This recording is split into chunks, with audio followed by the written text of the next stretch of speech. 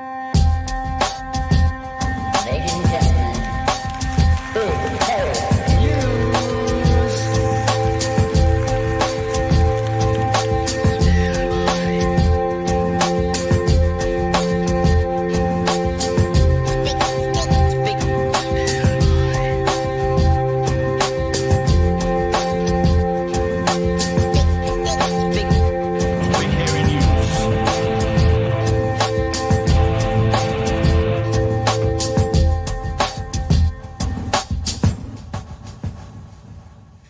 Hey, kia ora koutou whānau. Welcome back to another edition of Big Hero News. Kia ora, Chewy. How are you, sir?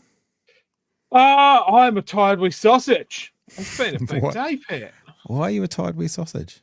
Today was a full-on day at work, but I'm going to imply that it is hard on the old energy levels just carrying all of these awards around all day.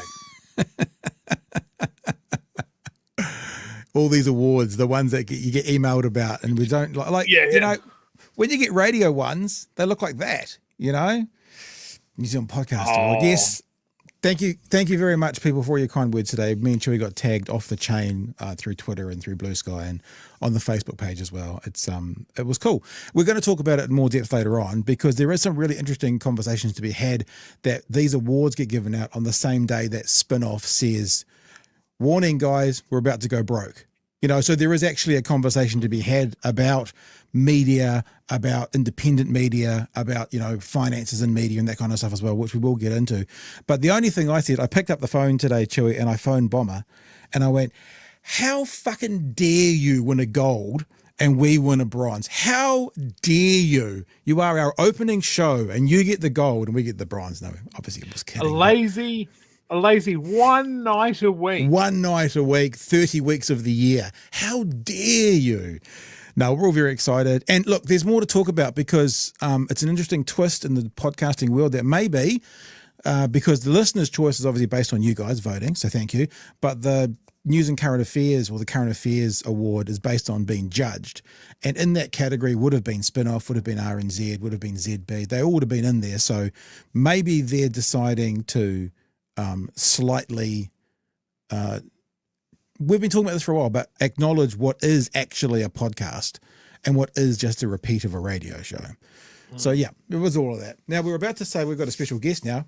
Special guest has just come back. You popped out for a second. So we'll talk about that shortly, team. We'll talk about that shortly. But what we want to do right now, very, very excited to welcome to the show Jon Toogood, lead singer of Shihad. John, welcome to the show. So good to see you.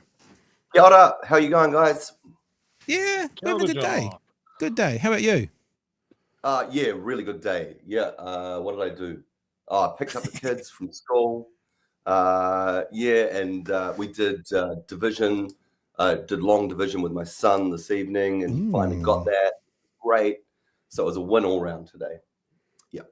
What year is it? Like second year of secondary school?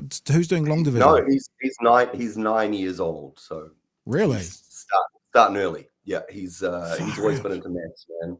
Yeah, he's keen. What do you think? Just off the bat, Different. What do you think of these partnership schools that are going on out there, John? Seeing you've got kids in that education world, these partner schools that the government's doing. What are your thoughts? Anything? What are partnership schools? Perfect answer. I don't know. We'll keep going. My kids go to Newton Central. And it's mean, but really good. Yeah, really. Yeah, what a lovely day to be able to pick up the kids. You seen that sound? Oh man. Yeah, what is that sound? I don't know. It sounds like you've got a purring cat. Can you hear that? A little bit. That's all right though. We'll keep talking. There is news around you and around Shihad as general. It does sound a bit like a walk-in. I can't actually hear you, Pat. Oh. Every time you talk, it's just going. So, okay. That's why I lost off before. Yeah. Do you have some headphones? That might be a solution. I can't hear you. Sorry. Okay. Chewy, fill the space. Okay. Did anybody else win some awards today? Just checking. This is what happens. This is excellent podcasting, and I'm glad that they did the judging on it earlier in the week. I think, yeah. We'll see what John can do. We'll put John back in the waiting room for a second, and we'll see if he gets the message. I just sent John a message through the phone. If he can now hear us, and he can't, maybe he'll have a look and suggest. Oh, and he's gone again. Okay. Well, we promised you Jon Toogood. We've delivered. We're not liars. So there you go. Planner Walk won the Computer Crashing Award. Very, very good. So later on tonight, we are going to have a look at the Royal Commission into the COVID-19 response. Ironically, I wanted to ask John about that because he was one of these unfortunate Kiwis that got stuck overseas when one of his parents passed away and he couldn't get back for it. So he probably has an insight into how the COVID restrictions were on him and what actually happened. But also, what's happened is the people who are kind of, Jacinda fanboys and girls are like, yep, it all looks pretty good. The people that were on the lawn in Wellington are like, do you see? They said it was an overreach. And it doesn't seem like too much has been settled from that thing. But some exciting news from tonight, team, is that perhaps we've got Discord up and running. And because we haven't done it for a couple of months, we thought, let's rip into Discord. Let's actually, in the second half of the show, just open it up. It's probably been, 3 months since we've done a Discord? Oh, yeah. God, I can't remember the last time. We checked it all out and we sorted it all out. So if you're a Discord member and you want to get in there and you want to have a chat, feel free to actually do it. If you don't quite know what we're talking about, let me show you. And you can be there now because I think you can hear us through Discord as well, can't you, Chewy? I'm pretty sure. I'll put my microphone on and you can hear it. Discord looks like this. And in the BHN one, down here at the bottom, oh, look, there's people in the waiting room already. So you go, oh, look, people are joining already, and you're in there.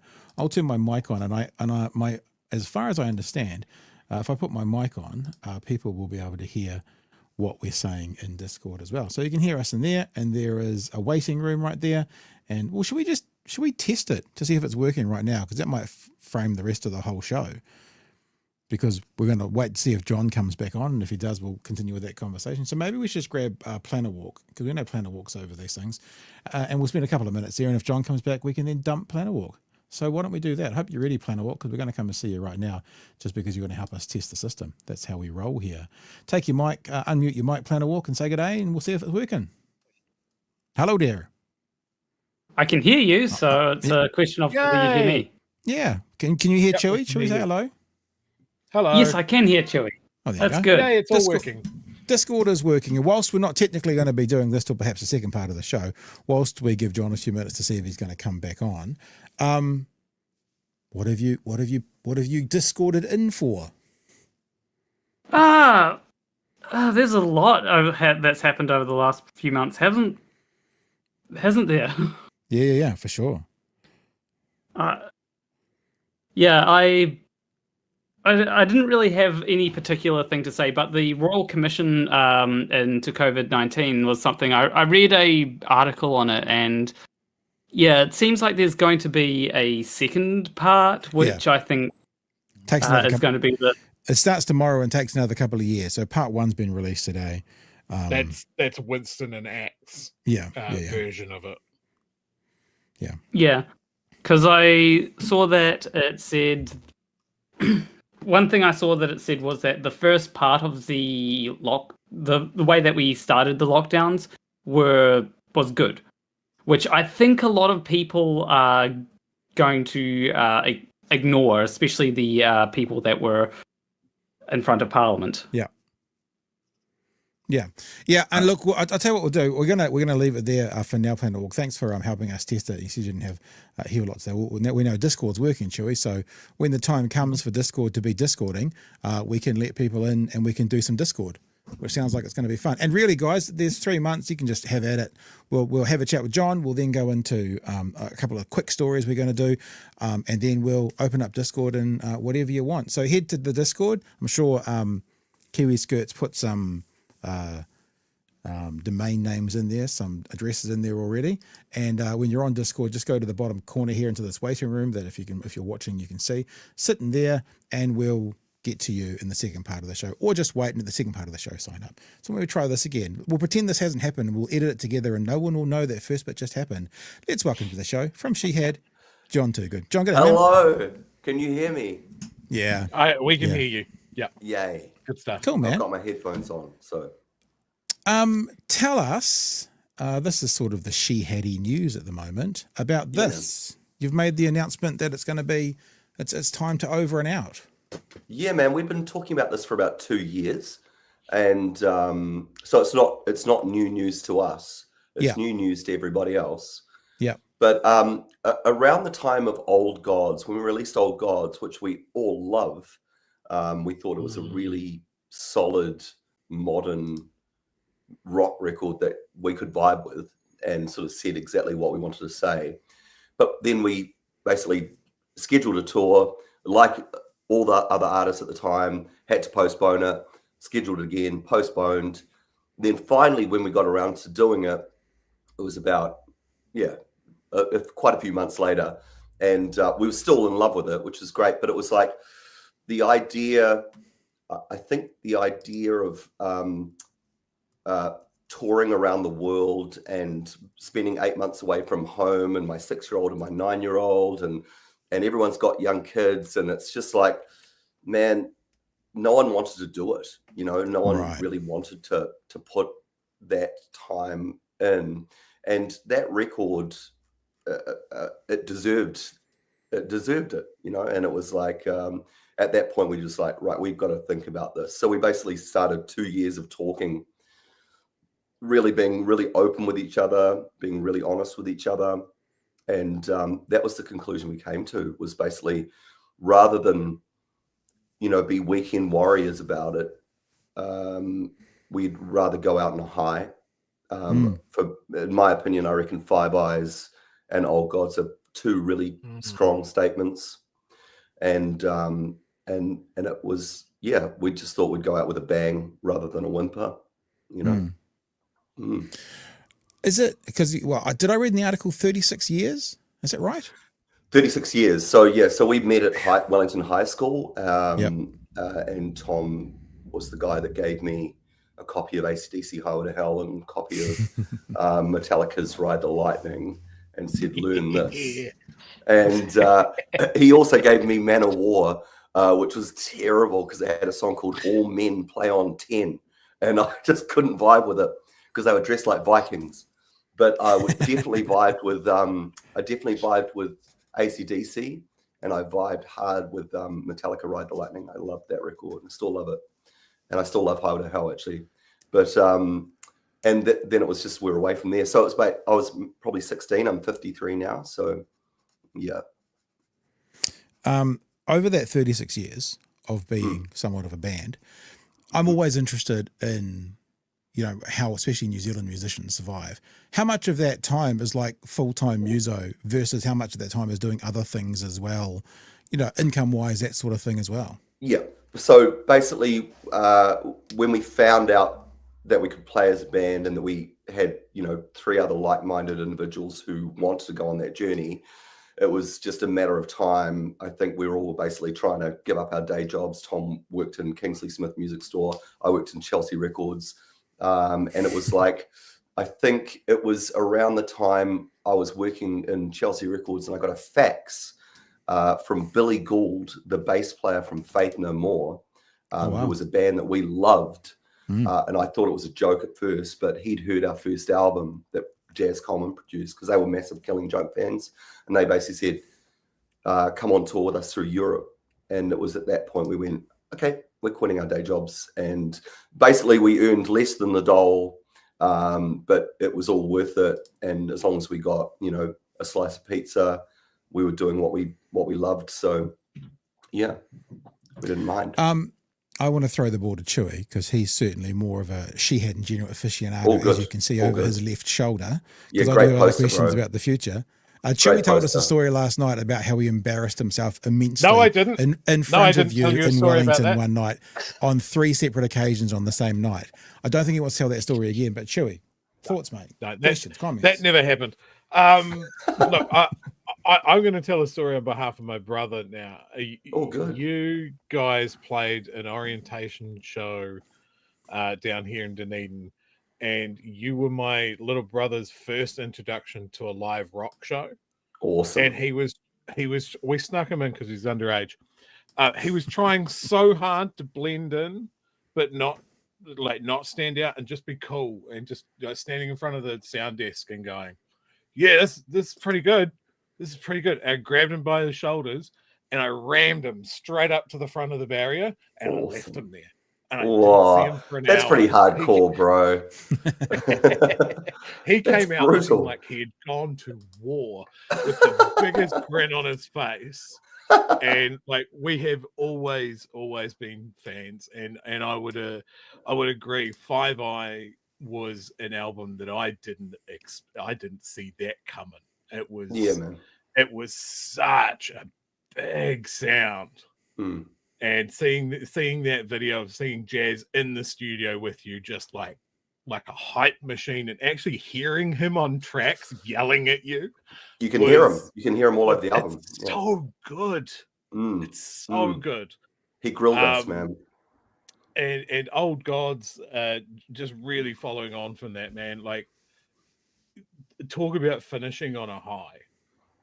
Yeah, is just phenomenal. You have skipped Dunedin in the tour, though.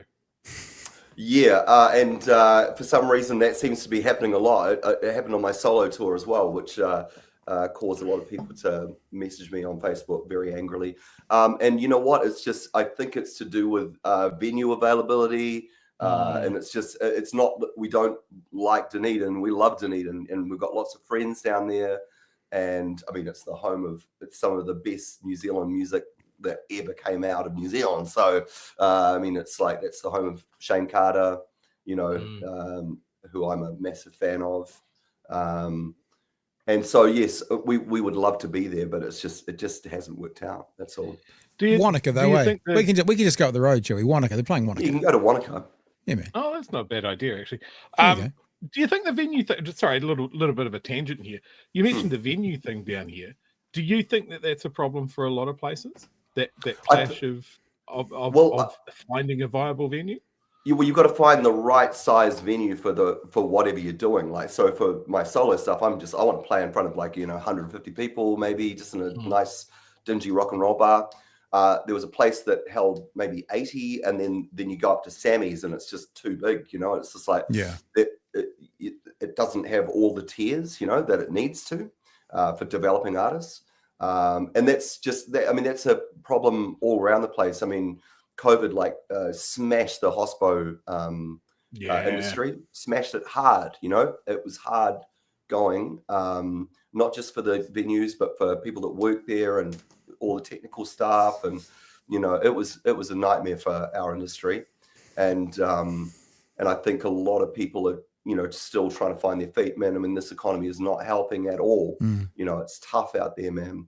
If you're an artist, if you're a local artist, especially, because internationals come in and just go, what? And everyone, if it's local, they go, I'll see them next time, you know? So, it's pretty tough out there for artists, you know, local artists, especially. Yeah. Is it different this day and age around radio? I remember coming up through Channel Z and More FM, where I kind of started my radio career, and there was local music quotas and stuff. Is that I'm part of my ignorance, but is that still a thing today? I think that is still a thing. I mean, I'm not aware of that being pulled, and I think it's such a great move. I mean, because it's responsible for the quality of New Zealand music going up, like from the recording to the live show to everything, you know. So it's like, all of a sudden it became a viable, semi-viable option for a kid who was passionate or in love with music to actually maybe think about a career in music, you know. I know my parents were pretty disappointed that I gave up cricket to play rock and roll, but once they saw me on telly, they backed me 100%, you know, because I was up there with Coronation Street, man. You know? That's actually one of my enduring memories of you. And we've done one podcast, but I might have told you this and that, but for this audience, is the footy show Fatty Vaughton, those yeah. guys playing the Footy Show. But it's not just the Footy Show song. It's that you obviously, correct me if I'm wrong, but it seems obviously went off plan, ran into the crowd and realized you couldn't get back to the stage in time. So you had a crowd member have to hold the mic for you while you kept playing. Have I pretty much got that right? That's pretty much it. I mean, it was just like, I think I was going through a phase of like, how can I make this interesting or memorable? So Yeah. whatever to mess with the program, you know, like, and I think it's you know, that stuff can work, and sometimes it goes completely wrong, but at least people remember, you know.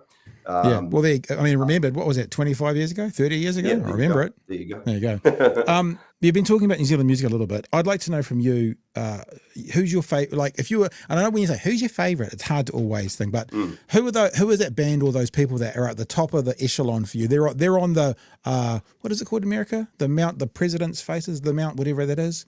Mount Rushmore, the Mount Rushmore of New Zealand music. But also, so that's one question. So kind of your faves. Sure. But also, who do you think, like when you talk about success, who is the most successful New Zealand music that there's been?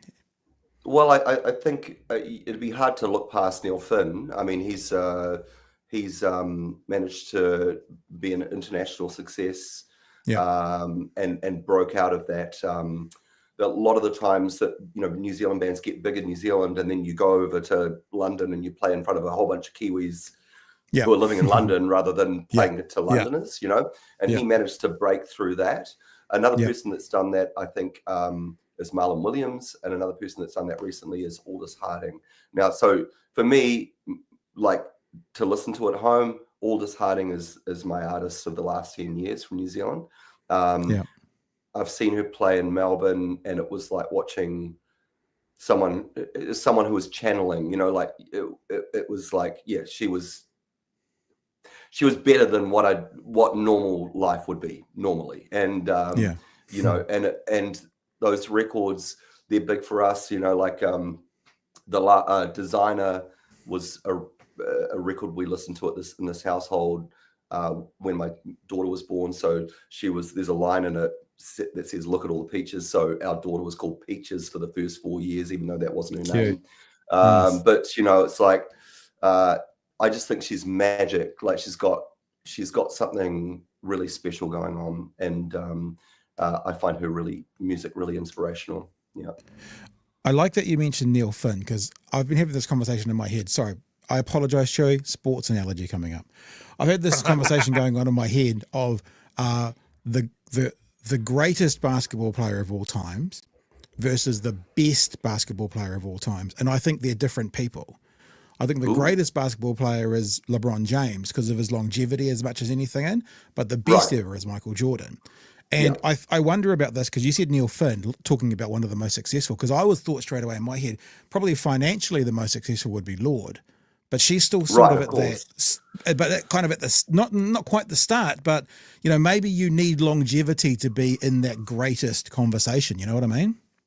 Yeah, I mean, it's funny why I didn't even think of Lorde, because, I mean, she's done amazing things. I just think it's my age group, you know, like I was brought up with Split Ends as a kid. Following that, you know, Crowded House, then following that is solo stuff, and then following that, the Finn Brothers stuff. And it's like, it's always been there, you know, it's always been there. I think Dave Dobbin's similar in that aspect as well. He was a part of my, you know, soundtrack of my life, and still out there making music. So I don't know. I've always been into people that can, have a long career, but also be able to change and be brave enough to change. You know, that's how you get a long career.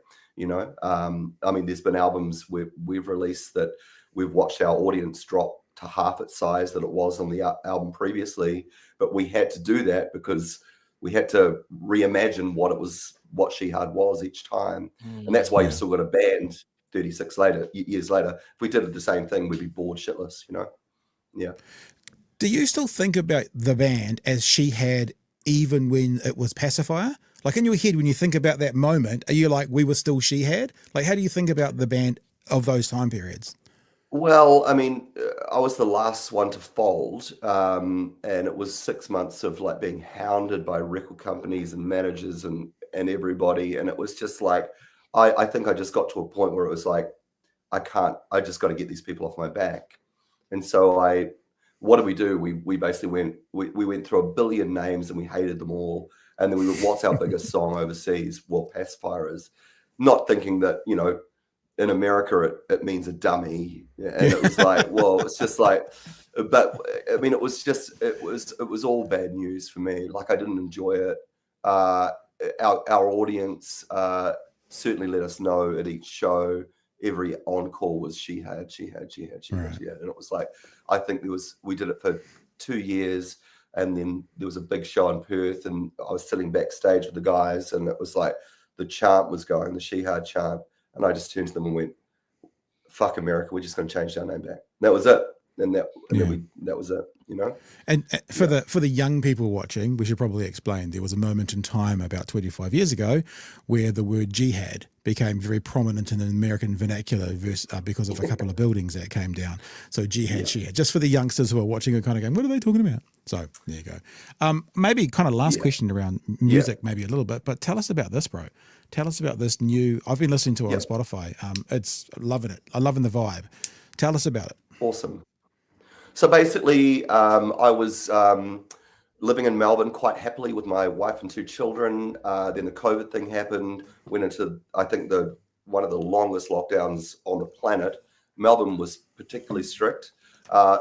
Personally, I really loved the first one because I finally got to stop hustling and got off the rat race, for the first time in years, and just spent time with my children and went, fuck, man, I'm totally missing out on this shit, and it was like, I was loving that first lockdown. Second lockdown was still okay. By the third time it was bad. But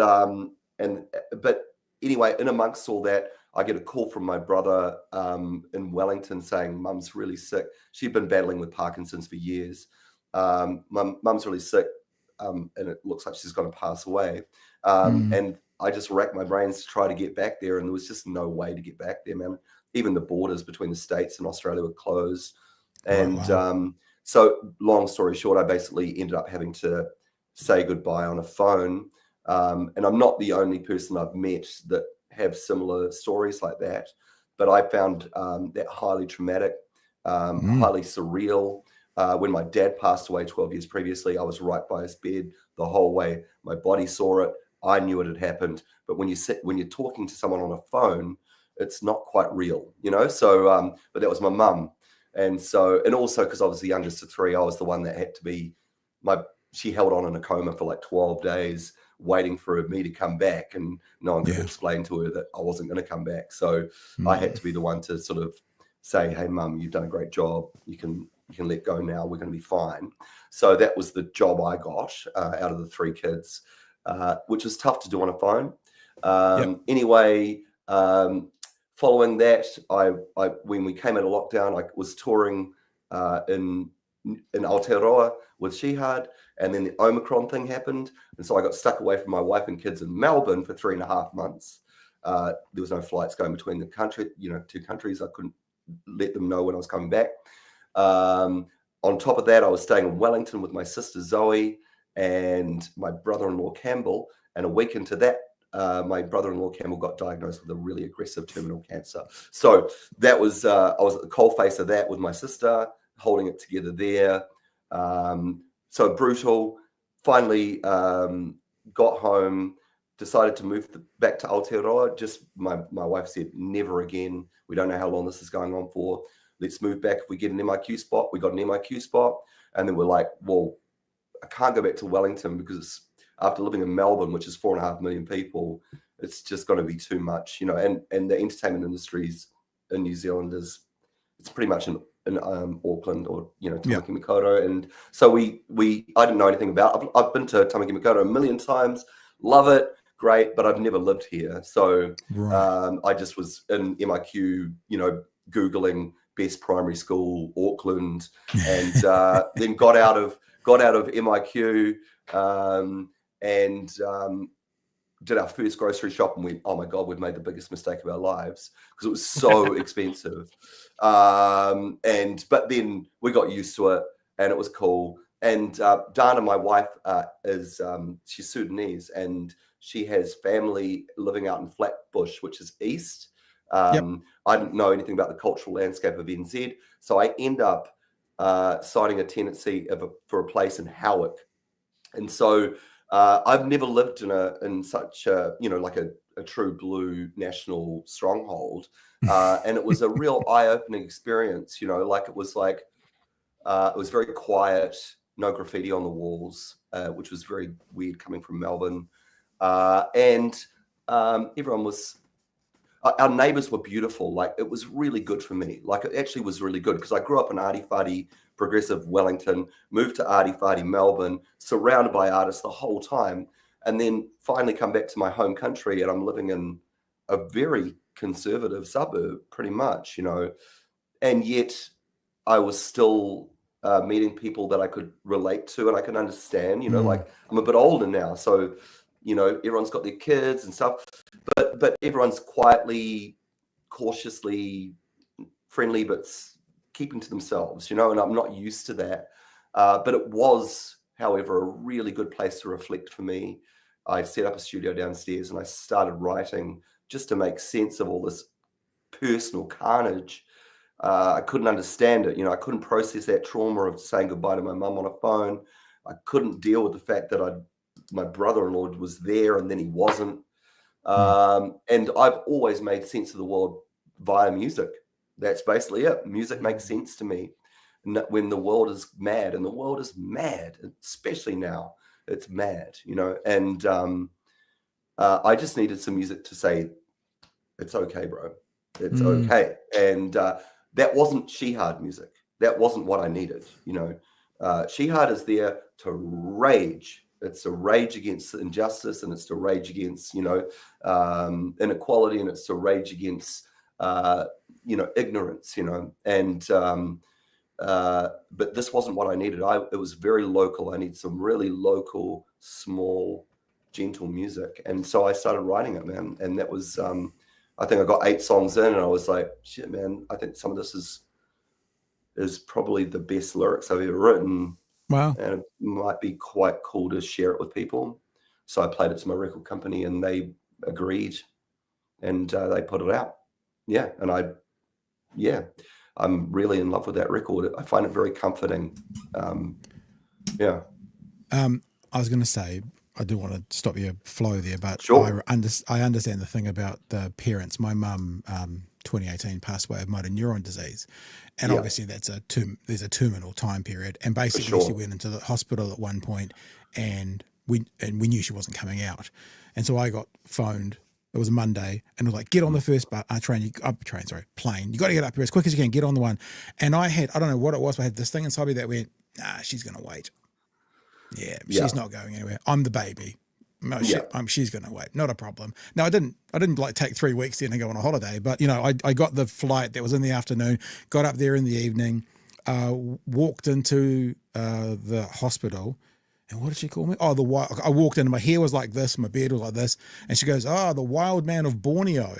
And then we hung around for a couple of days just talking and chatting, and awesome. Then she went. But I just had that sense though. I was like, she ain't going. She's going to wait for me. I feel confident. And she did. What I was going to ask you though, I do want to ask you about your life now, your beliefs, your processes, but because today has had, well, you're a victim. That's the wrong word. You are someone who was impacted by the lockdowns. The first report on COVID is coming out today. How do you feel about you not being able to get back? Do you have any bitterness there yourself, or what are your thoughts? No, because that was part of the sacrifice I was willing to make to protect people like my mother. That was what I was doing it for people that couldn't protect themselves. Yeah. And it was interesting to me, like. I had people turning to me going, man, surely you're going to be rage against the machine here, man. It's like, no, man, I believe in doing your best for the community that you're in. It's like, and most artists I know, I like that, yeah, we see injustice in the way that we're governed, and we see how people with money have got more influence in our democracy than say I do. But that doesn't mean that when a thing that's happening to everyone, no matter how rich or poor or where you're from, is happening, you just got to do your part for the community. I mean, that's how I looked at it, and that's how I still look at it. And shit, that hurt not being with my mum, but that's still a sacrifice I was prepared to make for my community. And that's why, I just find I found the body sovereignty movement, and I just thought it was really selfish.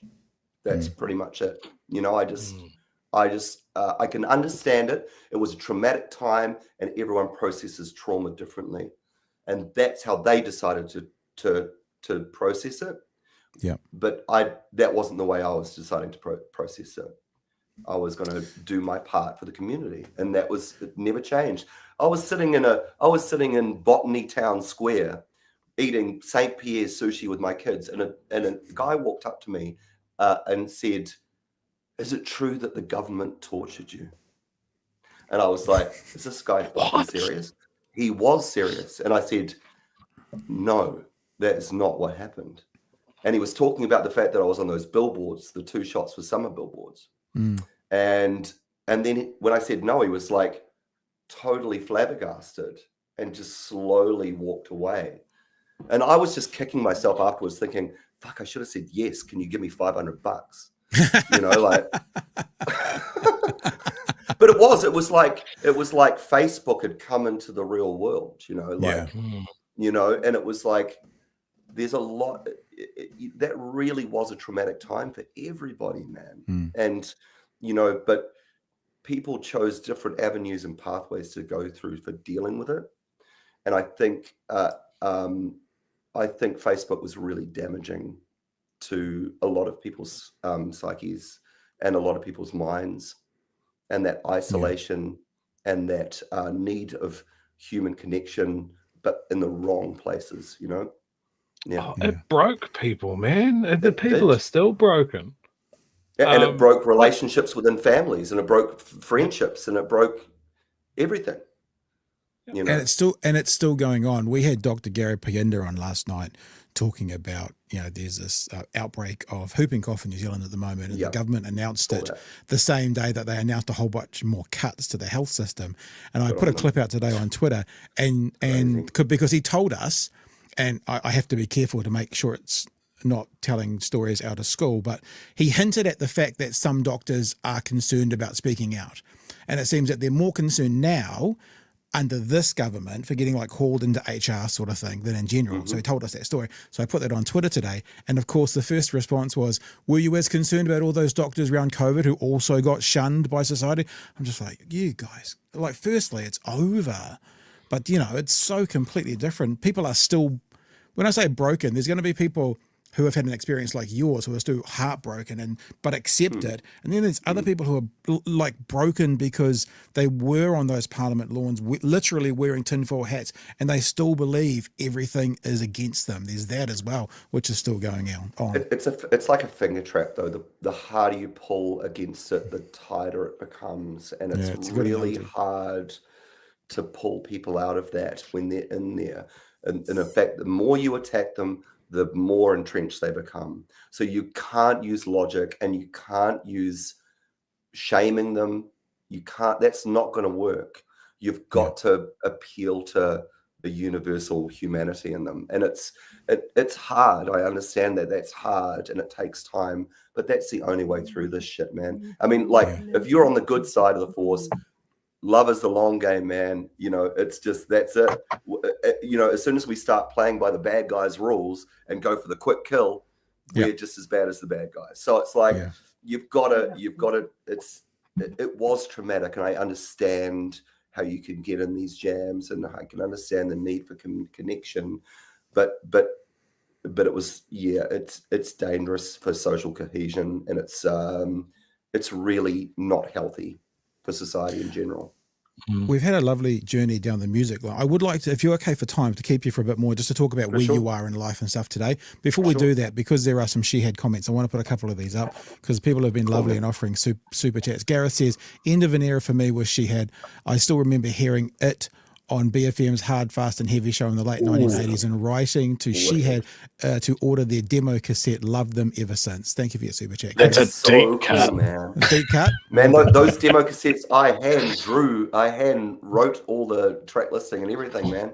Yeah, so that he probably got my handwriting and stuff. Yeah, Nice. wicked. That's there's, so cool. There's man. one here from Freesoul that says, pretty sure I was the first to play Shihad on RNZ in my Kiwi music show and give a few oldies heart attacks. So Good. there's a couple Good of on super them. chats that have come. Good on you. Good on them. Yeah, nice. Excellent. I don't know you personally, John. Like I said, I've interviewed you once before, and I'm fascinated with your story about your conversion to Islam and stuff. But Sure. what I'm also fascinated about is I see you popping up on my Twitter feed every now and again, and I'm interested in the kinds of posts that I put up that you are supportive of with your like. You seem to be, at least of the mindset of I hate this term because the right has bastardized it, but the social justice kind of world. You seem to be as left as some of us lunatics out there, and I'm interested in how that works in your head, if it's right, first of all, and how you see the world from how society treats one another way. Yeah. Okay. So I was brought up by two London working class immigrants that came over in the 50s. My dad was a cabinet maker. He was the sort of guy that was always fixing everybody else's house for free while our house was falling apart. But he had that community spirit. It always, growing up, he always gave me a sense of, you've got to look at the people who've got less than you and see what they need. And I always had that outlook. I hate injustice. Like, I hate seeing powerful people prey on people less powerful than them. It makes my blood boil. And yes, so I don't know. I think that came from my upbringing, just with working class parents who were, we didn't have much growing up, man. Like I remember days where we didn't have anything for dinner, so they'd make a fun game out of it we had a gas heater, so we'd put a bit of white bread and toast. We were allowed to toast our own toast in front of the gas heater. So yeah, I mean, like, but I never knew we were like poor growing up because there was so much love in our house.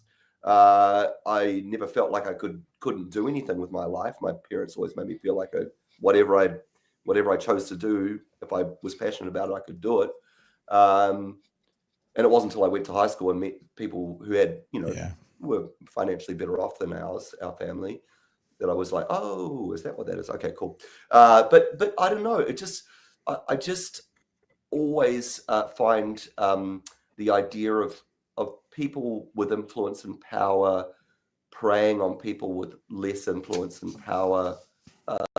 Really, I hate it. I hate seeing it. Meeting, we were staunch atheists. Staunch humanist atheists is probably how you describe us as a collective, Shihad, right? We went to Wellington High School, pretty progressive, co-ed, you get slapped for being a racist or a sexist, you're smashed, and it was good because that's what we thought was normal. It's like, well, you should be respectful to everybody. You should basically apply the principle that you treat each other, treat other people like you'd want to be treated yourself. And that's how we sort of saw the world. And I used to really rail against organized religion as well. But then I met Dana, and she embodied and actually lived the thing we were talking about and theorizing about. But because we were such struggling artists who never knew when we were getting paid next, we'd always hold on to our money, any money we had, for dear life, and never give it away because you didn't know when you're getting paid. But she was the sort of person that had $10 in her pocket, and if she saw someone in need, that $10 theirs, because it's not hers, it's been given. It's a gift from the universe, or Allah, and it's you pass it on, because the question you get asked when you die is, what did you do with the stuff I gave you?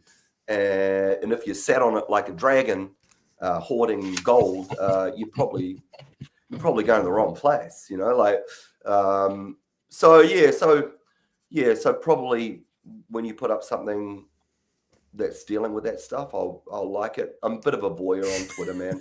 I don't want to get in the ring, like Yeah. or I'll just like the fuck out of something that I agree with, We hear you. We and understand. Trust us. We yeah, understand. because it's a fucking jungle out there, and it's I just yeah, it's a jungle out there, bro.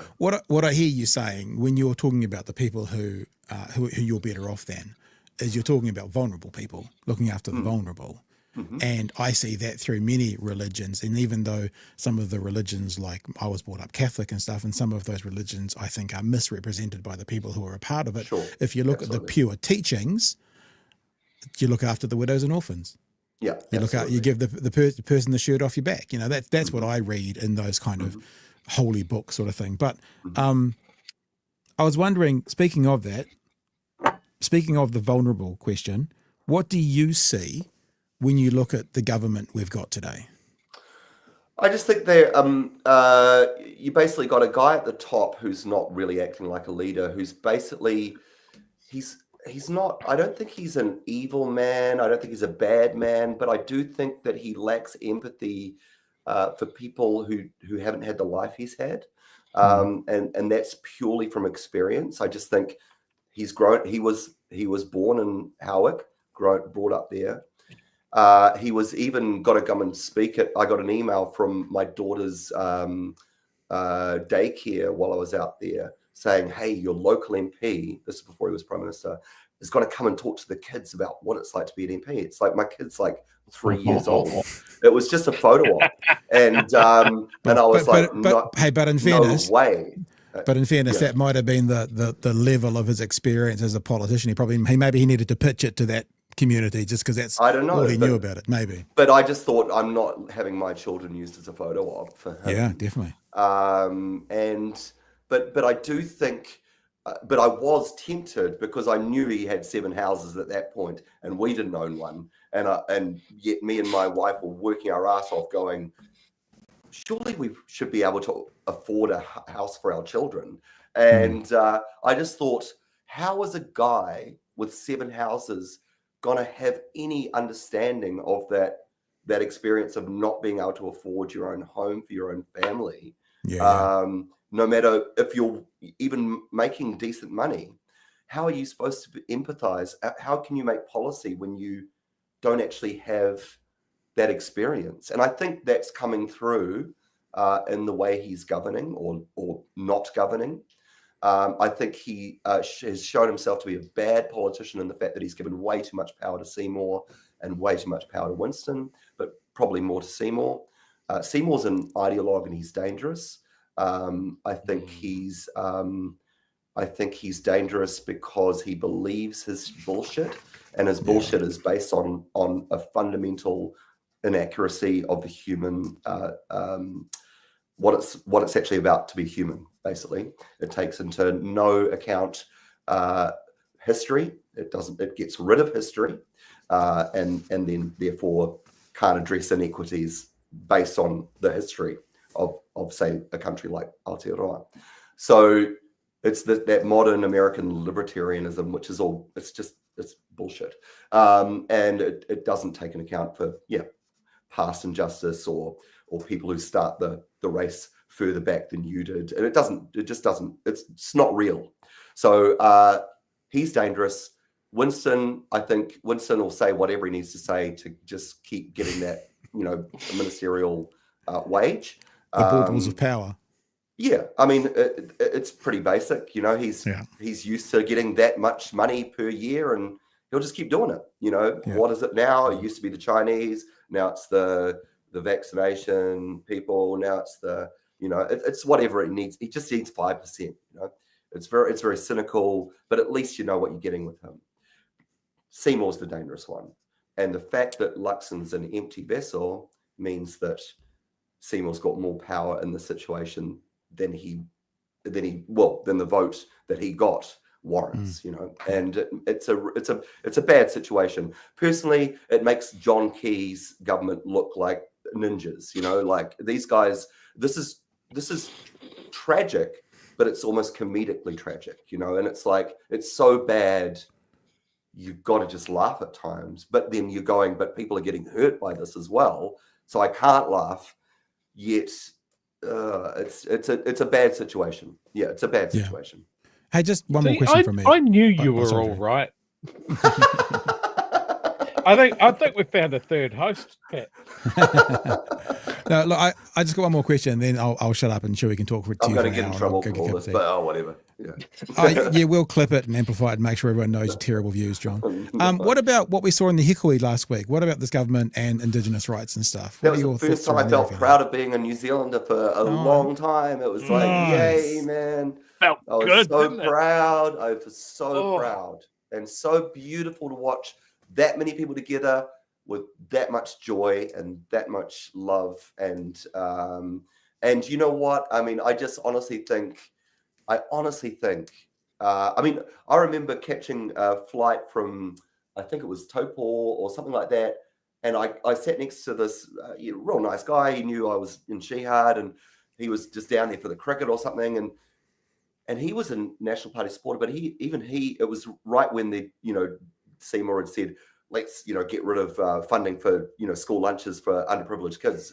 And he was going, that's not what I voted for, that wasn't, I think this government's out of step with even centre right, what I would call traditional National Party voters. What you're saying. What you're saying is this is not the National Party of John Key. That's what you're saying. It is so not, and I didn't like that, but this is way more extreme, and almost the start, having people like Shane Jones using terms like, I don't know, those Americanisms are popping in now, and it's like, that poison, we can't escape it. It's a worldwide phenomenon. So we're just going to have to keep fighting the good fight, It's the recklessness and the meanness. It is reckless. I think that has really caught me out by surprise. And I think a lot of people, like when they won the election, I was like, okay, it's going to be like, there's going to be a lot to disagree with over the next 4 years. I just never expected the speed that they started swinging and demolishing everything around them. It's crazy. Yeah, it's almost, like they shot themselves in the foot with the ferries, but because based on, Labor did it, so we've got to not do it. It's like not even looking at what it was. It is vindictive, and it is like now it's our turn. We'll show you how it's done. Well, like basically the economy's sucking hard at the moment, and I know a lot of people who have lost their jobs. People around where we live in Avondale are doing it tough, man. And it's like, and there doesn't seem to be much light at the end of the tunnel, I've got to say. And that's why you've just got to be, you can't change the world. Like, that's why I don't comment on Twitter, because the way I sort of worked out, the only thing I could do was talk to people one-on-one and go, how are you going? Like what's happening with you? Hear their story and go, well, maybe blah, blah, blah. But that's the only way you can do anything at the moment. It's just this government's out of control. There's a real lack of leadership at the top. And it's dangerous. There is one other thing you can do, especially when it comes to Nicola Willis, and that's you can buy some of our merch. This is that was so smooth. Well, like seamless plug there, bro. I used to work in radio. I know how to do this. For sponsored by. This is just to show you, John. This is our product for Nicola Willis. We call her Nikki No Boats because she's got rid of the ferries. Gold. And that is going like hotcakes. Going like hotcakes. Hey, you've been so generous with your time. Chewie, is there anything you want to ask John before we bless him and send him on his way? I'm not so sure it's a question. I just want to point out that sometimes in our chat, we've got a lovely community here at BHN that watch us live and comment. And I'm going to hit you actually with a question from one of them in a little bit. Oh, good. But we've also got the crunchy little croutons in our community, the guys that come in and sort of go, bloody lefties.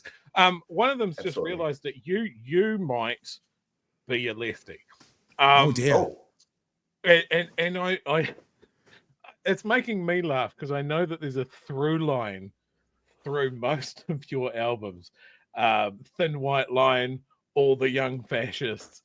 So many songs that this shouldn't surprise them, but you have surprised them. So well done there.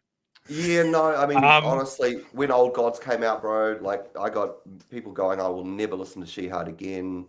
You know, you guys have you know, been brainwashed by a Marxist Black Lives Matter movement and blah, blah, blah. But inevitably, you'll go to their Facebook page, it'll say follows Tucker Carlson, InfoWars. And at that point, it's just like, well, I don't really want that at my shows anyway. I want positivity, you know, so... Yeah. You're in good company. I the amount of American right wingers that have no idea what Rage Against the Machine is about always makes me chuckle. Exactly. I mean, we've never hidden, you know, where we stand politically. Yes, we do it through art rather than politics. I could not be a politician because I would lose my rag and I wouldn't be able to. I couldn't do it, you know. That's the beautiful thing about being an artist. You can stand outside society and look at it, and you can have a little poke around, you know, which when you're on the inside, I don't think you can afford to do that.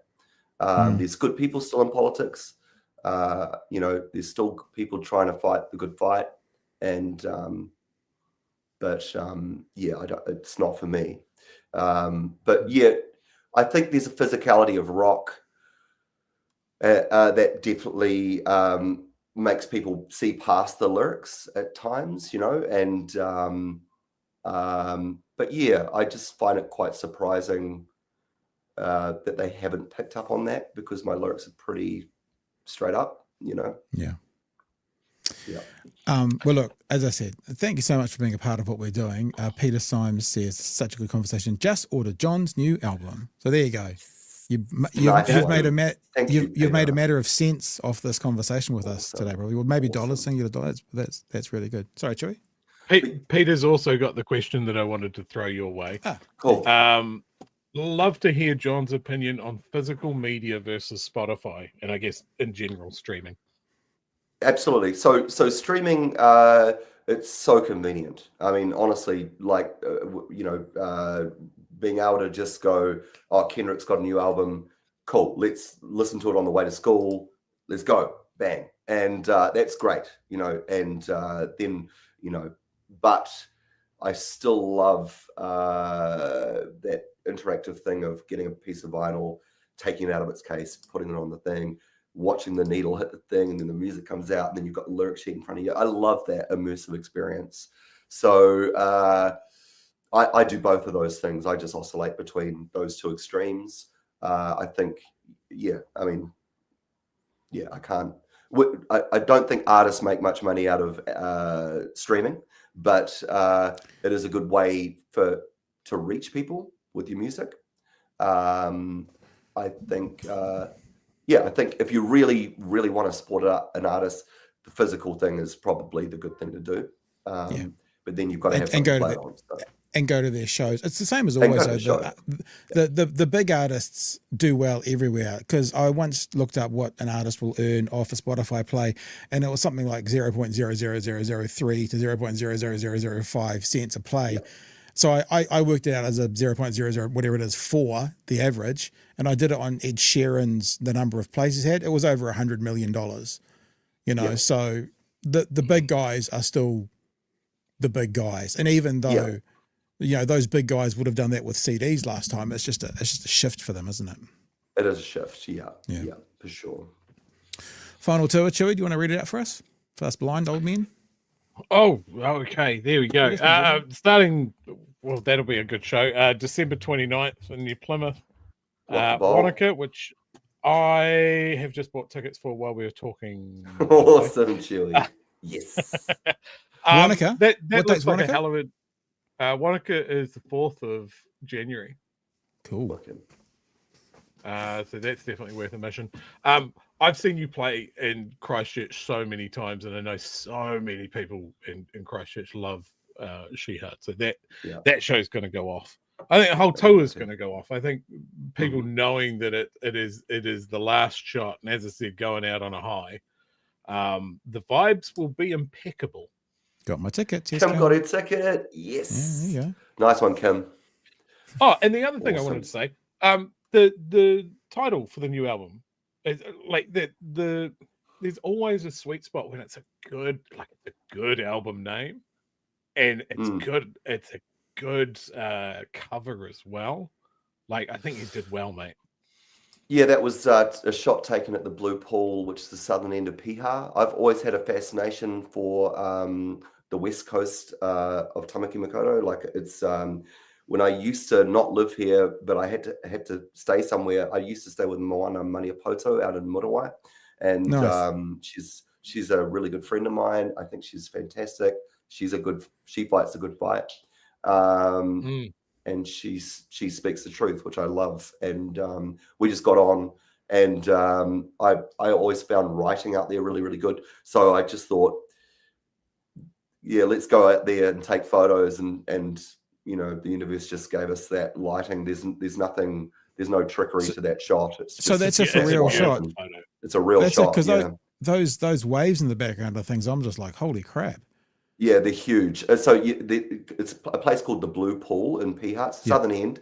It's just because of the way it's made up, you can get really close to these huge waves, and they can't hit you because there's a wall of rock.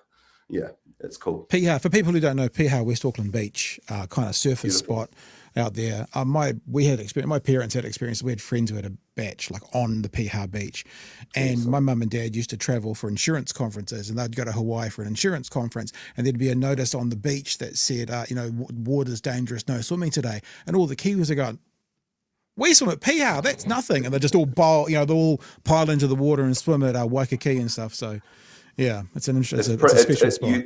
It's beautiful. I mean, it's like I love it because it's like it's beautiful and grand, but also you don't want to be messing with it. You know, like it's bigger than you and it reminds you, which is why I took those photos out there. You know, yeah.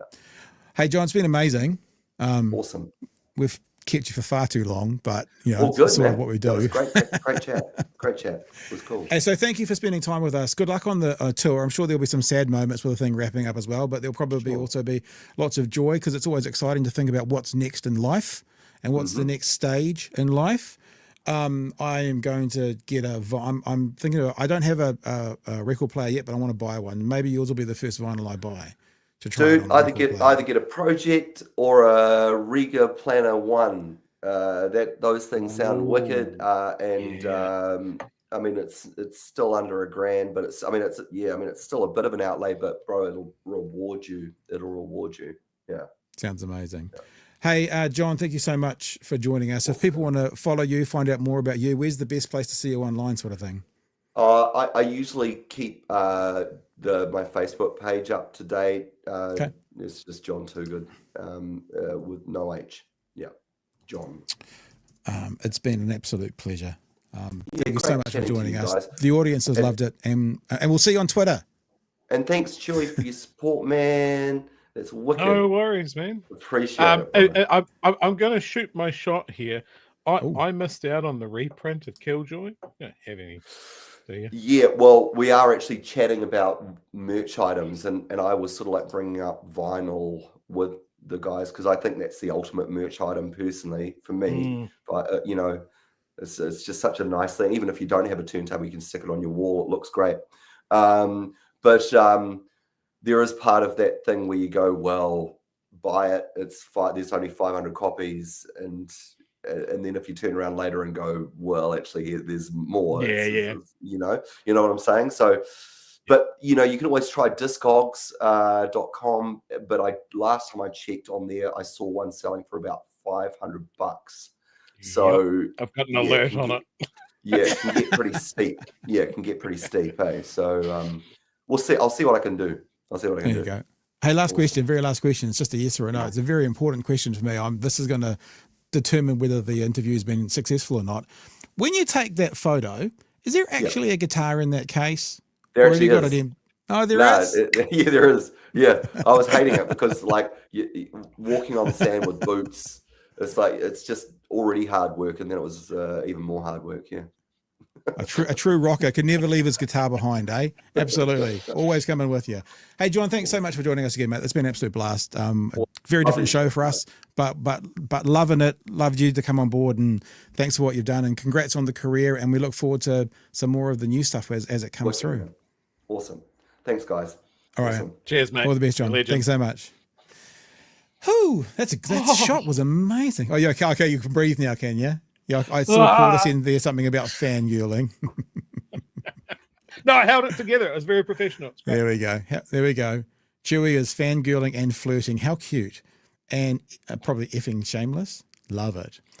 Thanks, guys, for all your comments. Look, we went for an hour. We were going to go for like 20 or 30 minutes. You know our style. We'll do a couple of things quickly. I think we have to go to Discord, Chewie, because people, oh my God, well, there are a lot of people in Discord. Let's go to Discord, and I don't know. Let's talk about. I don't know how many people there have looked at the report or had any feedback on the COVID thing. We could kill two birds with one stone there. All right. Well, before we do a couple of these super chats, because apparently we got to mention this little award thing again. I haven't told anybody about this. Congrats on the silver and bronze. Well deserved, and more to come for sure. Thanks also to Bright Hearing News, Emily and Magenta for joining. That's interesting. Is that what we're calling Friday nights? Bright Hearing News. Is that what we're calling it? Okay. It's so good. I'm okay with that. But it's just good to be informed of what those the Friday night crew are doing. For joining and helping to fight the bullshit with Pat and Chewie. Great community, great hosts, and great content. And of course, Kiwi Scooter, huge thanks to you. You are equally a part of this as the rest of us. You do so much more than you should, including putting $50 into a super chat. How did I just kind of not mention that as it scrolled past? But thank you. Mr. Arvids, congrats, BHN, award-winning podcast. Thank you for your super chat. Vans has done a fantastic super sticker, which I'm sure is brilliant and amazing and can only be seen on YouTube. But thank you for the super chats. Very generous. All of you for your generous super chats. Amy has also done 99 cents. Is that a super chat or maybe just a chat? I think it was. But right, again, it was animated. It shot fireworks. It was great. Cheer John, you're too good. All right. A legend, says Mr. Arvids. Ken says, love is the long game, says the Y. Jon Toogood. Kiwi Bird says, Winston is smart. Seymour is dangerous. Luxon is a damp squid. A moron. I was just, a jellyfish. You start a bunch of these chats. Is there anything you want to get to before we just we'll do what you said? We'll basically do open line talk back on the COVID inquiry thing. Is there anything else you want to get to before we go grab some people? No, let's go on. The stuff I've starred there is either about merch or comments about the COVID inquiry. So, all right. Well, let me just also say, we won't push this, but we've already kind of said it once. Remember, if you are keen for some Christmas merch, I can see people are receiving their merch this week. They've been receiving them today. I put the second order. So if you ordered last week, yours got put in the post today. Some of you would have got email outs about that, and some of you won't have because I forgot to click the checkbox when I paid for the courier. And I've got another delivery. I think half of what's been ordered this week may be turning up tomorrow, as long as they're on time. And we'll make that over the weekend and send it out Monday. And then all the rest will be ordered on Saturday. We'll receive the blanks on Wednesday, and they'll be out by the end of next week. So a week before we promised. We said by the 14th of December at the latest. It should get you before December gets into double digits. So bhnshop.nz. Remember, all this will close down basically after Bright Hearing News. Is that right? Bright Hearing News tomorrow night. So you've got a chance to get in, order your stuff. The Foo, the Nikki No Boats, the BHN, Chewie and Pat, and of course the buffer gear, which is the one it's going ballistic. Like I think I said this last night. And this is said humbly. It's the right message at the right time for the right reason, and people have just taken it up and taken it on board. So It's all there for you. If you want it, like, I mean, we might try and bring it back to do a run pre-Waitangi Day, but being honest, we're probably not coming back early enough to guarantee people getting it before Waitangi Day. So if you're feeling the vibe of having it for that, knowing that this Waitangi Day is going to be angsty, you should definitely be ordering it in the next 24 hours. That'll guarantee you have it before Waitangi Day, even if we do bring it back at mid-January, which is when we're kind of planning on coming back. All right, sure. That's the only plug we're going to do. We're not doing anything else. We are going to play a little bit of the story before we go to it. And all I'm going to do is play the introduction with Simon Dello. We're not going to play the whole story because the introduction gives a bit of the wrap and then we'll get to thing. Fair enough? Understood? Easy as? Yeah, man. So let's just actually put the fader up because I'm a professional. Here we go. It was a game of two halves. That's how the head of our COVID Royal Commission describes New Zealand's response to the pandemic to One News. His report, 2 years in the making, finds our health system was strained but never overwhelmed by COVID cases. Good. Flatten the Lockdowns curve. were stringent, although used relatively sparingly. Good. But over time, we could have benefited from a more flexible approach, for example, with border restrictions and mandates. Over 13,000 public submissions were made to the Commission, resulting in 39 recommendations aimed at strengthening planning and preparations for the next pandemic.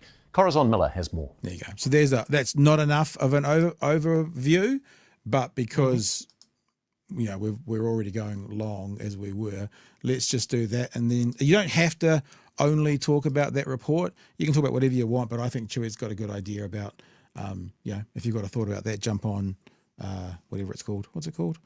Discord. That's what it's called. And you can share some thoughts here. Now, I don't know how long any of you have all been there. It orders you alphabetically. So I'm just going to choose to start at the bottom, as Drake said, and go all the way to the top. So we're going to start with Winston, and then we're going to go up. And we were all working earlier, so hopefully we'll continue to work. Let us drag. Oh, come on, Winston. Yeah, drag you across. Winston, turn your mic on, and you can say hello, and then we can talk to you. That's how it works. Kia ora. Kia Can you all ora. hear me? Yep, we can hear you, man. What's up? Yeah, it's Kia ora, me, mate. Frosty, by the way. I just want you guys to know. Frosty. Great name. Yeah, Great name. yeah. I complimented Winston a few too many times, and I've now been nicknamed Winston's Horcrux. All right. What's up? What's up, Frosty boy? I just wanted to talk about not for not talking about the COVID stuff. That's but fine. I That's just fine. You guys were already waiting. Whatever goes. I just wanted to talk about your award that you guys won for second place in Listener's Choice. Yeah, but but hang on. Don't you mean awards? Don't, awards. No, thank you. Sorry. Just checking. I was just checking.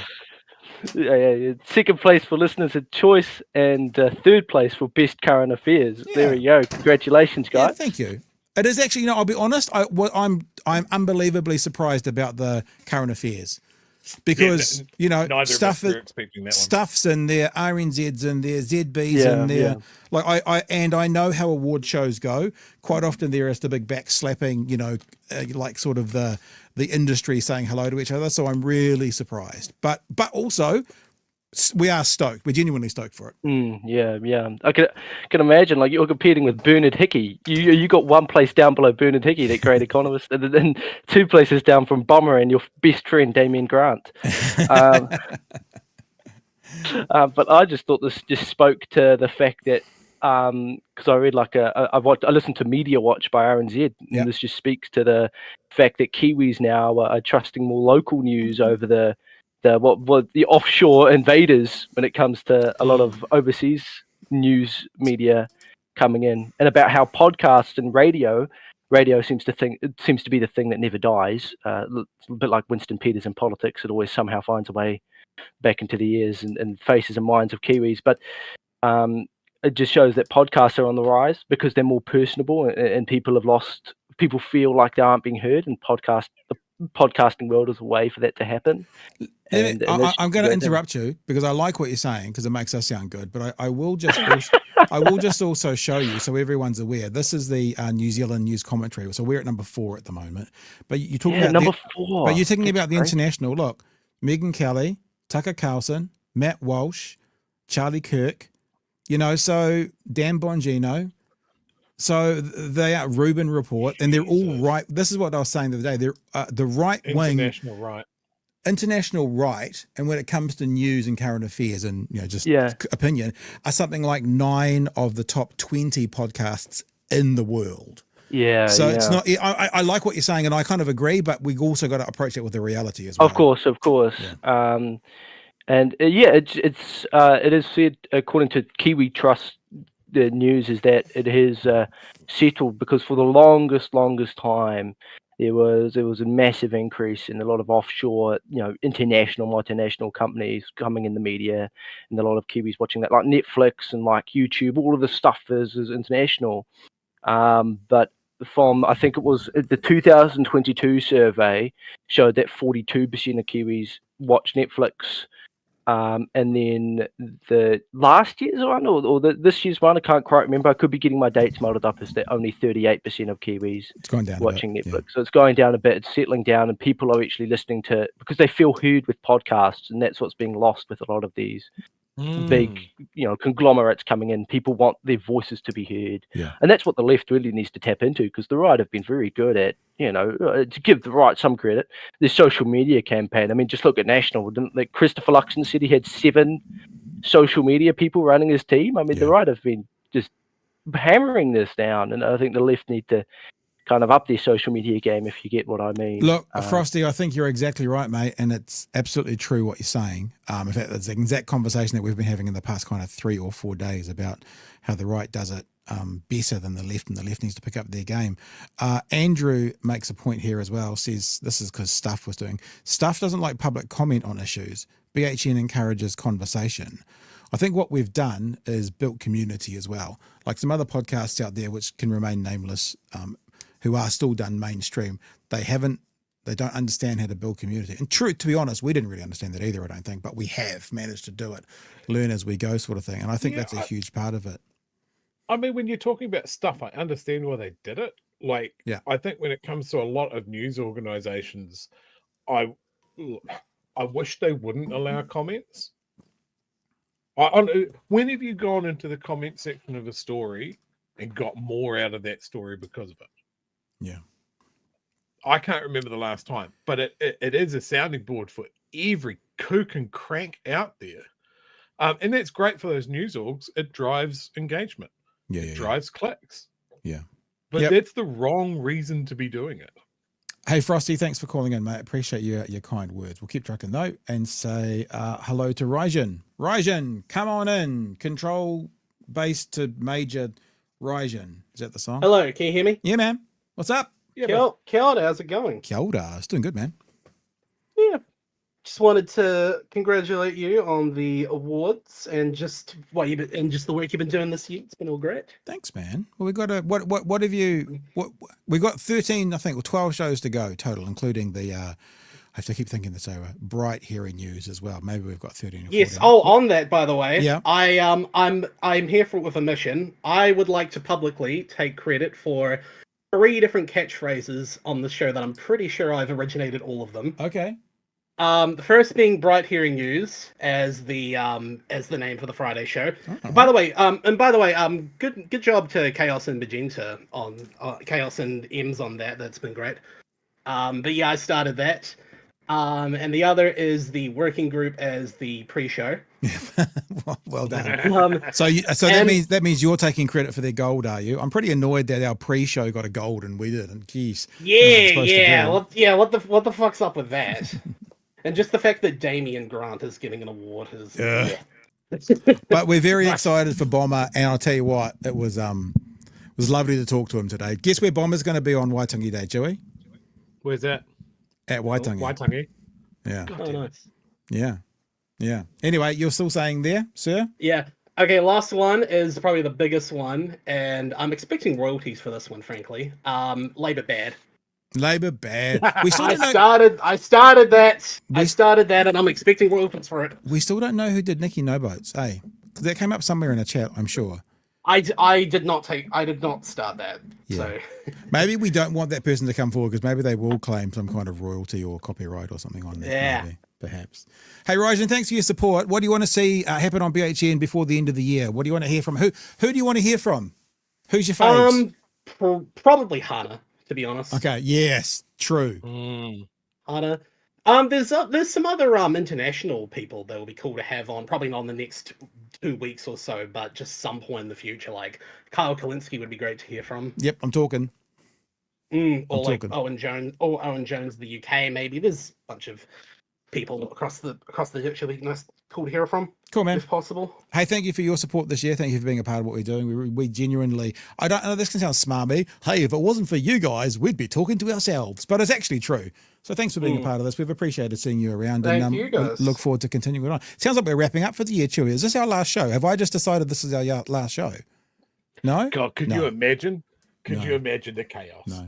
All right, Rajan, thanks for that. Planner Walk's still there. Hey, Planner Walk, you can jump back in. Have you got anything else to add, or are you just hanging out in Discord? Because we've already chucked you on once today. Ahoy hoy. Ahoy, hoy. Do you want to add anything else, or are you just still there because you want to be there? Oh, well, I did want to add something because first time I was on, I didn't get to thank you. Not thank you. Well, I do have to thank you for something, actually. But I want to congratulate you on winning the awards that you've thanks, won. man. Appreciate Oh, did you that. know that we won an award? I hadn't heard that. Did that come up? Yeah, Did someone mention that? I think someone mentioned it in the chat. But I also do want to thank you because I have actually been running a few tests using your chat on something. So I've kind of been doing my own awards thing. Unfortunately, Kiwi Skirt threw a wrench in it by sending a super chat way too early. So Kiwi Skirt does win, but on my screen I've got it saying that Vans 3426 wins the award. Okay. I have no idea what you're talking about, but that's very good. Just most amount super chatted during the stream. Oh, okay. Well, that could still be beaten though, couldn't it? I mean, that could be beaten. They've still got 20 minutes to go. I'm kidding, Fano. All right, Planner Walk, we'll leave it there. Thanks. Thank you, my friend. And I'm sure we'll see you around the Octagon.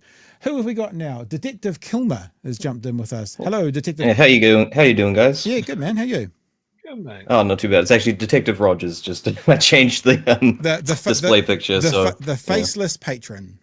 The faceless patron, yes. What was it? Super tier, if you want to see my face. Yep, there we go. Something What's like up? that. Yeah. Yeah, well, I was actually spending pretty much the entire time figuring out what I was going to talk about. I actually wound up watching the news, and actually, funnily enough, I want to touch on just... funnily enough, I want to actually congratulate the gangs on their behavior. Like, good on them not, actually trying their best to obey the law, and they kind of made a bit of a mockery today of the police and their complete waste of resources. It was actually quite sort of amusing. It was simultaneously a little deflating. Do you know what I thought today, Chew? For people who haven't picked up with the news, that there was another tangi today, and police went from all over the country to police that. Do you know what I think a gang's going to do? I think a gang's going to hold a huge event to drag all the police in and then cause trouble in another part of the country. I reckon they could totally do that. If they have like a 3,000 man haka or something like that somewhere, that's going to drag so many. This is the thing they've promised to do, this government. They're going to have to now literally police this. And what happens when they suck all the police in, and then they're off doing something else?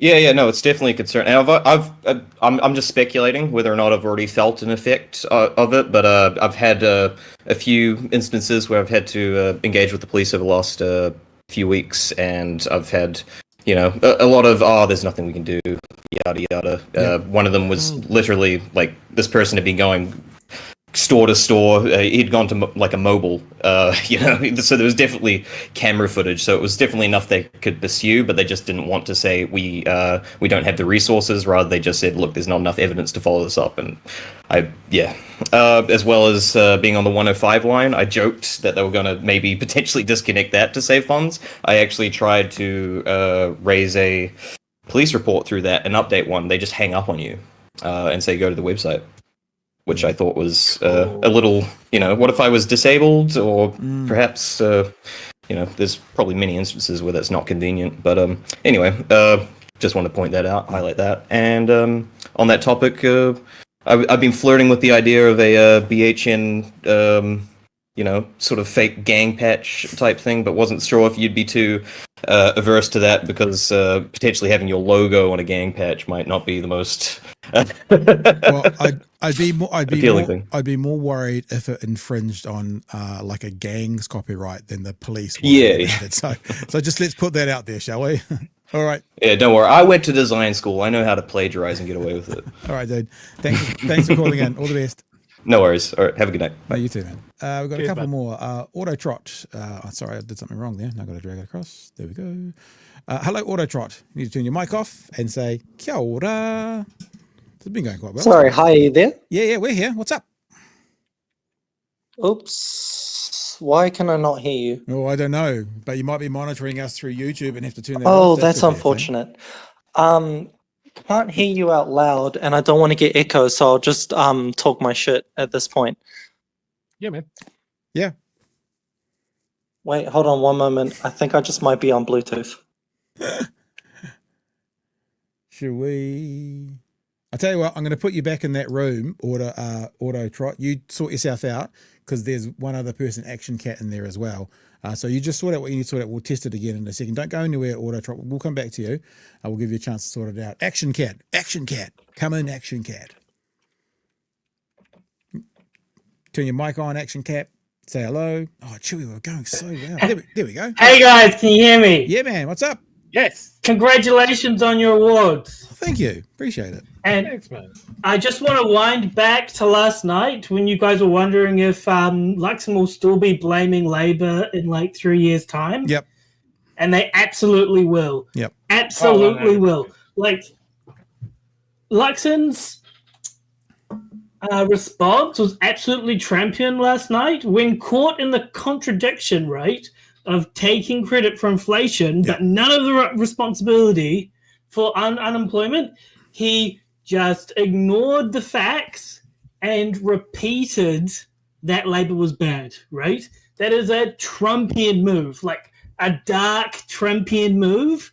And because the Trumpian, like the MAGA idea is they've got no solutions, so all they have is villains, right? Yep. And this is Luxon just lifting that from the playbook. So in like 3 years or whatever, when the next election's coming, he will just be consistently through this whole time period saying the reason why the economy is bad is because of Labour, even though the party, right, which is no longer in power, has less power over the economy that the current government has. Crazy. That's crazy, right? I don't want to remind everybody to bring them down, but when we had Craig Rennie in, Craig Rennie said the Tory government, who had been in for, I think it was 12 years, Chewy, in the 11th year, was still blaming Labour. And that's crazy and Trumpian as well. And we can expect Luxon to consistently lie in this situation. Because the craziest thing is when the de facto like truism is NACT is bad for people but good for the economy. Yeah. And that's just because they've repeated that over and over and over, and it's become a truism. And it's the same thing that he's doing now. Like, he's just ignoring the facts and he's just talking about the villains because they have no solutions, because their solutions are not for us. Their solutions are for the wealthy, right? And if we actually knew, like before the election, oh yeah, we're going to like massively raise unemployment and like bail out smoking companies and cut like hospitals and not build the hospital, you know, for the South Island, people just it would be so unpalatable that people just wouldn't vote for them. Yeah. So they can't do that. So they just have to talk about villains, and we'll just see that all the way through. It's insane. Action. It sounds like you need your own podcast. Maybe we should talk. Oh man, I need a rant, man. I need a rant. I listen to you guys. I'm just like nodding, and then I'm just like, oh my god, I've got like a foo-foo valve like Chewy. But just give me like one day. Well, listen. A year. Thanks for jumping on, having a chat with us. Cheers, guys. We'll talk to you again. Nice work on the award. Thank you, Zen. We'll talk to you again super soon. And let's try Auto Trot one more time. How are we going, Auto Trot? Did you get it figured out? All right. Hi. Can you hear me now? We can hear you. Yep. Yes. We've always been able to hear you. I don't think. All right. I'm Yeah. going to pretend I can hear you. I'm kidding.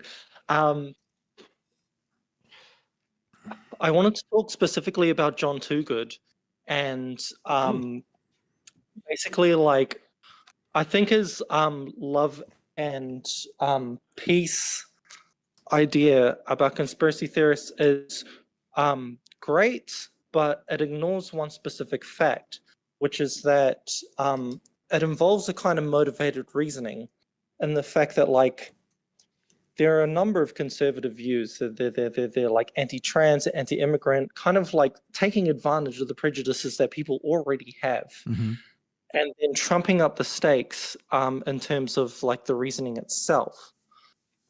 To the point where trans people are being allowed to exist in public. Immigrants are being used as a tool of the quote unquote like Illuminati. Like there's really big stakes. I think that's like needs to be the vector of like quote unquote attack for people who want to engage in de-radicalizing activity, because I've been in the space for like a really long time. I'm going to admit that I actually still can't hear you, but I just want to be able to make that point. Also, congratulations on your award, and also congratulations on the fact that you've built this community. And I'm stoked that you're able to do this. And then I'm going to jump out. All right, bye, boys. There you go. Thanks, and buddy. That one-way conversation, which was just perfect, will finish us off for tonight. We're not. I guess we're not going to talk about that stuff now. We're going to talk about. Do you want to say anything about spin-off or anything?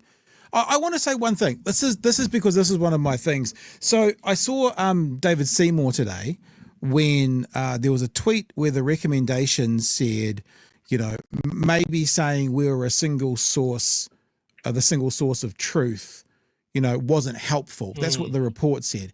And David Seymour said, like, some kind of pissy tweet, like, of course we knew that, or you can say that again. It was some kind of like a, well, duh tweet. So you know what I did? All right, you ready, conspiracy theorists, if you're out there? I went and had a look at David Seymour's Twitter feed.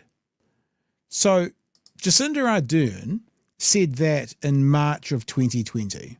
What she said was, I've been watching for some days, and this is not unique to New Zealand, that in the midst of what is a global issue, you would expect there are a number of rumours that would circulate.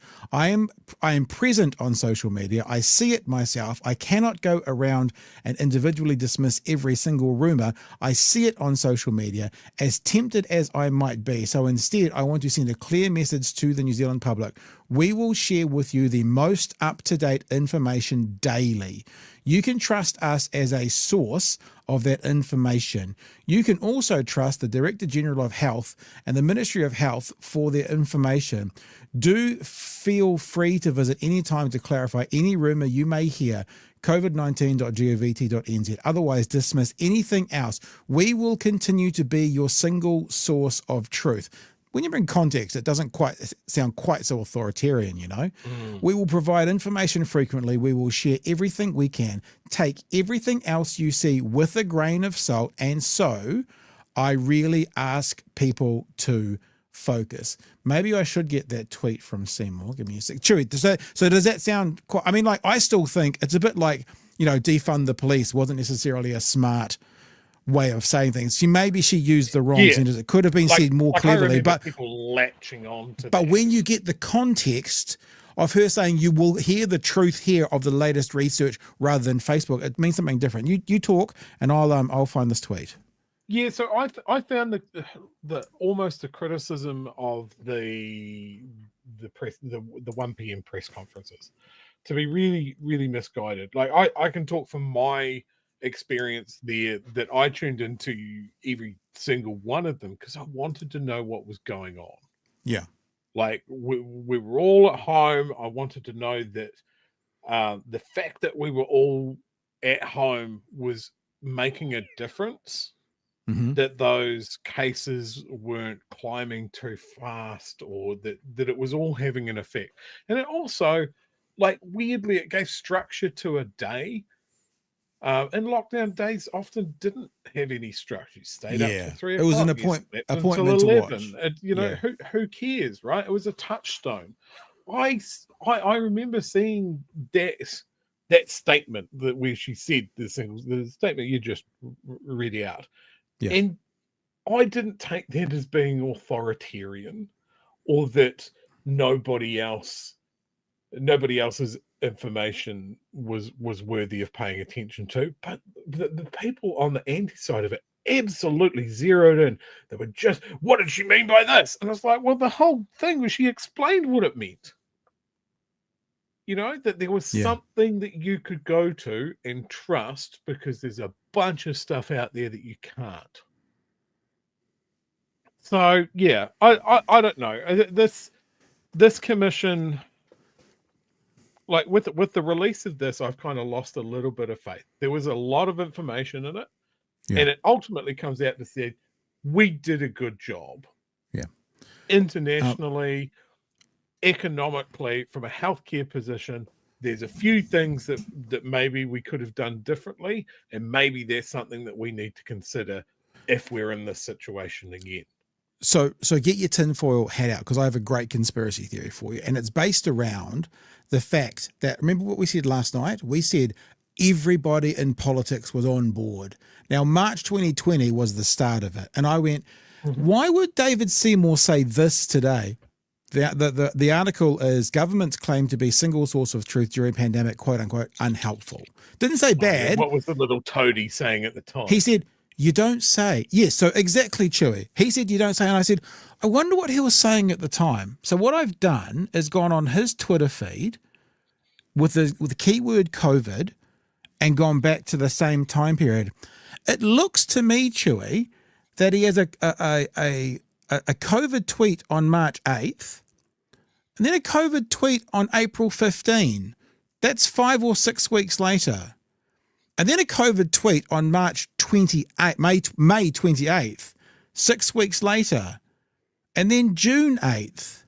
It looks to me, from searching through his timeline for COVID, that the tweets he would have sent at that time have been expunged. There is you could not pay me enough to believe that through that time period, this minister or this member of parliament would not be sharing things. But remember, she said that on March 20th. He's got COVID tweets on March 8th, and then April 15, and then May 28th, and then June 8th. And remember, all the politicians were on board at the start. It appears to me, conspiracy theory, I went to the Wayback system and had a good look through, couldn't find it, that someone has been removing tweets from David Seymour's Twitter feed, because you're never going to pay me enough to believe that he was doing one tweet per 6 weeks in the most scary time of COVID. That's what I think. So I think he, as many politicians, got on board when the getting was good, and then it wasn't quite so attractive, they got off the boat. But what he's done, in my honest hell belief, is scrubbed his feed when he was on board. Because I don't believe he would do one tweet on COVID every 6 weeks. Where's all the other tweets, Mr. Seymour? Where's all the other social tweets? Media hygiene. Anyway, I just wanted to make sure we shared that, because I thought that was a good one from today. All right. Thank you, guys. I see people are jumping in the store right now and buying those tops. Again, look, I guess we've had a massive run on this stuff, right? Like, I get it. It's really, really big. But I don't want people to miss out who do want them. Just so you know, we're starting to talk about Christmas. We might as well tell people, Chewy. We're talking about wrapping up sort of the week before Christmas and probably having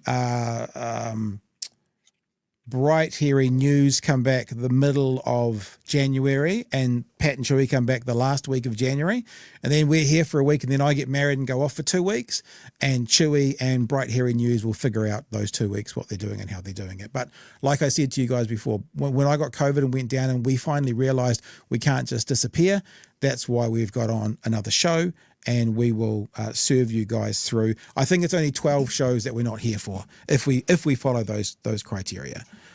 So So that's pretty much the plan, which means what I was saying is we could well be back live from about the 13th of January, but between the 13th of January and 7th of February, I'm just like, or 6th of February, it's like, you know what, if you're trying to order the rangatahi or something, it might be a bit tight.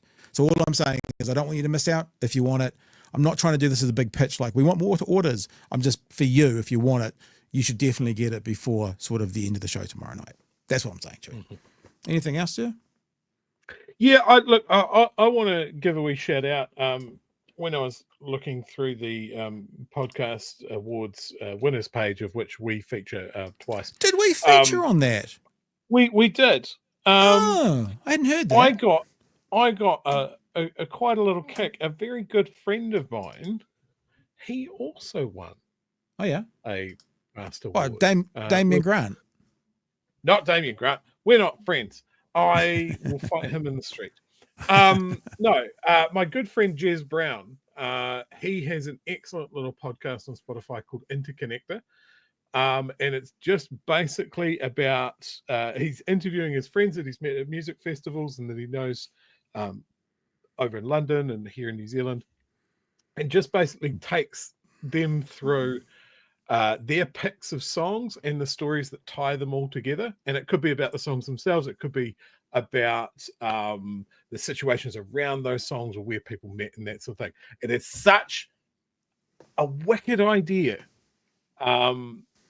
And it's just really interesting. Like, you never know what music you're going to get. You don't know what the stories you're going to get. I'm so glad to see him get recognition for it because I love it. Cool. So yeah, good on Jez Brown and Interconnector. You can find it on Spotify there. And we do kind of live on the philosophy that a rising tide lifts all boats. So if there's other podcasts out there, like we did with Mountain Tui, go and subscribe. Go and like go and check out Interconnector. Like, go and check them out. We're not precious about, oh, this is our space and no one else can. It's like, go and check them out. Yeah. But more. Do more. Do more, people. Yep. Do more. All right, team. It's been a great one. It's been a brilliant one, actually. It's a bit of a different one for us tonight because of having John on, but I'm sure, if you didn't enjoy it, it doesn't really matter because me and Chewy had fun. That's all that really matters. Yeah, we've got the complaints department email, don't we? Yeah, it's Sean at theplatform.co.nz. That's our complaints I thought department. It was www.eatshitandiesalty@gmail.com. Have I posted up a different one?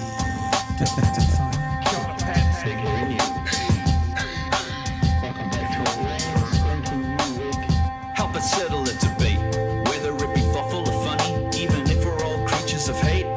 It's a fine line that we're walking together. For better, push aside the temptation to berate. Let's take a note of the corners we stand in. As many points as the hairs on my chinny chin chin. When the news that we're watching is hairy, knowing all the things that we need to be wary of. Like the rich have the hand out for rewards, while the many have to work at what they can't afford. And the rest of us ain't paying attention, or maybe have questions we're too worried to mention. Other media is still dwelling on trivial facts, vetting peas from the rice and the mice from the rats, and picking and choosing a warpath to run, and linking ourselves with the hill to die on. It's gotta come down to a welcoming vibe, with an A and a self and a higher in mind. All heavily, neither this way or that, and we'll be analyzed by what Chewy and Pat. With the evil in the world trying to mess with your head, and you're sitting on the couch, you're thinking chivalry's dead. Each night, 2 nights, they're gonna sing you to bed. It's big hairy news. All right, team. Thanks for being with us. Emily and Magenta will be with you tomorrow night from 9. Me and Chewy will be back again Monday night from 9. Have a safe, great weekend. Tune into the Friday night, team. Bright Hairy News. It's Bright Hairy News. We'll have to get a new theme song done, won't we? And thank you for all your support. Yeah, it was lovely to win awards. But if we hadn't won awards today, if we hadn't got anything, we'd still be here tonight doing this. You'd still be here. And so let's just focus on also the important stuff, that this is a community that we're growing. We look forward to sticking with you and being around for a while yet. So cheers, team, and we'll catch you on Monday night from 9. It's the community that is the real prize. Yeah. It's the friends we made along the way. And the awards as well. And those, they're a part and of also the awards. We don't want to undersell the awards. No, we don't want to undersell the awards. No. All right, team. We'll catch you Monday. Magenta and Emily, and tomorrow night from 9. Hooroo, team. Catch you soon. Cheers, fam.